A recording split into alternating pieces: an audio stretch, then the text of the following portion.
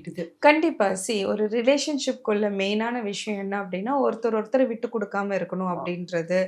Okay. ஒருத்தரோட வந்து respect குடுக்கணும் அப்டின்றது.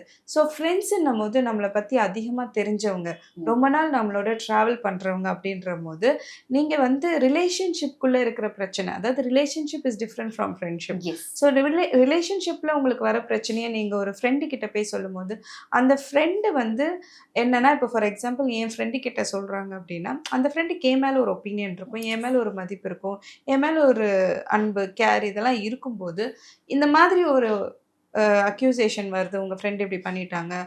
உங்ககிட்ட ஏன் இந்த மாதிரி நடந்துக்க இப்படிலாம் சொல்லும்போது, அந்த ஃப்ரெண்டுக்கு வந்து நம்ம ஃப்ரெண்டுக்கு பேசுறதா, இல்ல இல்ல அந்த அவங்களுக்கு பெர்சனுக்கு பேசுறதா, நம்ம ஃப்ரெண்ட் அந்த மாதிரி கிடையாது. ஏன் இந்த மாதிரி நடந்துக்கணும்? எதனால இந்த மாதிரி அப்ரோச் பண்ணணும்னா என்னன்னா, அந்த ஃப்ரெண்ட் வந்து ஒரு நல்ல விதமா வந்து சொல்லும்போது, "உனக்கு தெரியாது. என்ன நடந்துச்சுன்னு தெரியுமா?" அப்படின்னு சொல்லிட்டு, அந்த ஃப்ரெண்ட்ஸுக்குள்ள ஒரு பிரச்சனை வரதுக்கான வரும். வாய்ப்புகளும் இருக்கு.